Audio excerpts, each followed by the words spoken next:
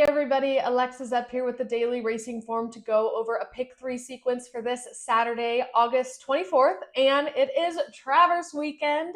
So a big day in racing, big day out in New York. Saratoga has a fantastic card with 5 back-to-back grade 1 races. There is a pick 5 covering all those races.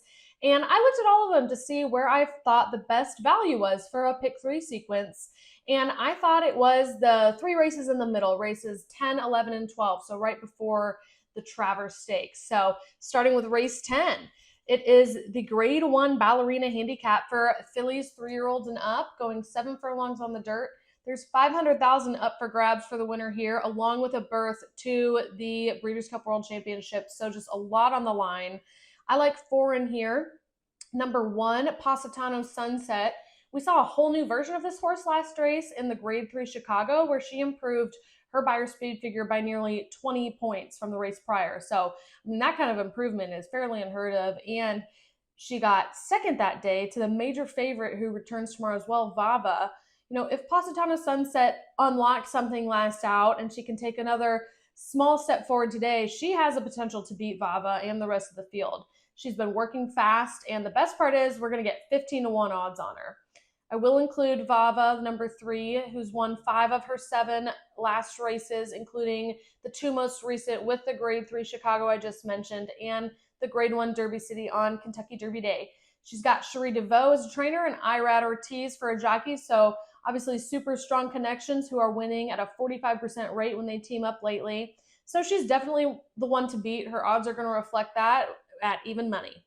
The 4 Society won the Grade 3 Chicago last year and got 3rd in it last out this year, a length and a half behind Positano Sunset and Vava. That was her first time out after nearly 8 months off, so she is liable to improve in this second effort after her long layoff. She's got the fastest lifetime buyer of anybody in here with a 106. And finally, I'll include number 8, Money's Gold. We're going to get 10-1 odds on her, and this horse, she had horse lashed out, but couldn't make up the ground. And I watched the replay. To me, it really didn't look like she tired. She should go out to the lead today with Society. And if Society is off her aim game, then Money's Gold would be especially dangerous.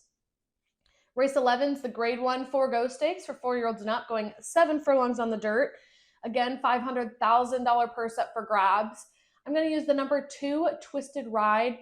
He wins a third of his races and stepped up a ton when he was asked last out in the Grade 1 Vanderbilt, posting a 100 buyer. I'm left to wonder if he just needed to face the better competition to rise to the occasion, or maybe it was having Carmouche aboard that made the difference, or was it a total fluke? But regardless, he's fit as a fiddle with a bunch of bullet works, and for me, it's worth gambling on it not being a fluke at 15-1 odds. I'll also include number 5, Run Classic. He had a very impressive win back in February this year at Gulfstream, and then had some time off after heading to Dubai earlier this year for a disappointing effort. He came back last month at Gulfstream and put up a 97 buyer, getting second in the stakes. He does get Castellano aboard again today, who rode him to victory in February, and I think after being abroad, second off the layoff is a good angle for him. Number 6, Mulligan. He's the one to beat. He's been on fire. He's run 3 times this year and won all of them, most recently winning a Grade 2 at Aqueduct with a 102 buyer. He has a really fast workout last week in Kentucky before shipping up to New York, so he looks to be fit. We're going to get 2-1 or less on him probably, and I do think those odds are deserving. And finally, number 8, Cagliostro. He's hit the board in 8 out of his 11 races. He's coming off 3 really impressive races this year, 2 of which he won. He's definitely at his peak performance. He has the best time from U.S. closing rating in the field, but also has a strong early rating too. So I think he should be not too far back, kind of in the mix and ready to make his move at the end. This will be a big cutback for him. The last time he ran this distance was on debut 11 races ago. And finally, race 12 is the Grade 1 Allen Jerkins for 3-year-olds, going 7 furlongs on the dirt. And it's a pretty tough edition of this race this year. I'm going to use 3 in here. I like number 3, Domestic Product, who dominated the Grade 3 Dwyer last out, winning by 7.5 lengths for his first win since winning that super oddly paced Tampa Bay Derby earlier this year. The cut back in distance today does not bother me at all for his running style, and he does seem to go when he's asked. Time from US gives him the best late pace rating in the field, and Flavian Pratt chose him over 3 other in here that he typically rides. So that's a big vote of confidence.